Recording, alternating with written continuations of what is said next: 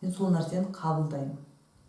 Оның бұзылу себебі ұзақ жылдық стресстер жиналған, өзімнің миымның гиперчувствительность дейді, гиперсезімталдылығы, мен қабылдай алмаймын көп өмірлік нәрселерді, асыра сілтеп, ондай үлкен қылып қабылдаймын. Сондай мен миымның ерекшелігі, сондай психикамның.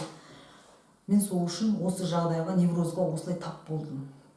Мен осы жағдайда қабылдаймын, Айсұлу. Бұл менің өмірлік тағдырым екен, тағдырға сенсеңіз егер.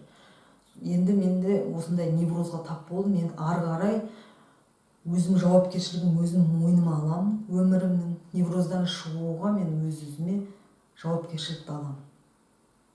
Осы бірінші жаттығу, күніге таңертең айнаға қарап, осы фактыны қабылдау сізде, бүгінгі онлайн бойынша. Екінші, үрейді қабылдау, бағанағыдай бақылау. Үрей келген кезде оған қатты негативный бояуменен мен өлдім, қалдым, бітті, өмірім бітті деген бояуды тоқтатып, тоқта Айсұлу. Мен миым сондай болғаннан кейін жағдайым осындай қазір. Осындай үрейлі жағдайлар болады өмірімде. Біраз 4-5 ай мына әптен үрейге үйренбегенімше менде қиын жағдайлар болады. Қабылдаймын мен миым. Жағдайым осындай деп үрейді қабылдау. Бағана екінші жаттығу үрейге бақылау жасау.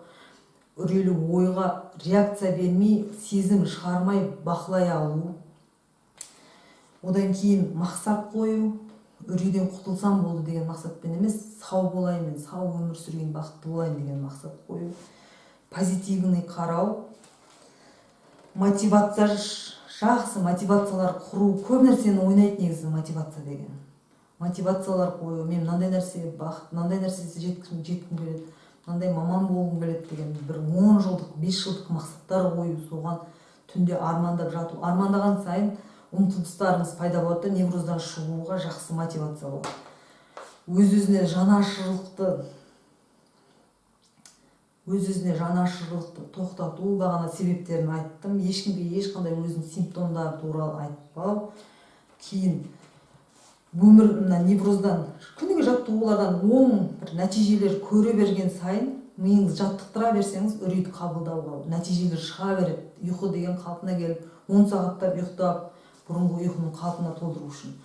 Әрбір позитивный бір жетістіктеріңізге қуанып, мен осындай жетістікке жеттім, невроздан шығып жатырмын деп. Одан кейін ешкімге ешнәрсе айтпау, кейін саналық жаттығу. Осы аптаның жаттығулары, осы жақсылап видеоны 5 рет, 10 реттен көріп, жазатын жазып, қабылдап, бәр нәрсені өміріңізде пайдаланып, енді бүгін среда болса, воскресенье күні сұрақтарыңызды қоясыздар. Болды.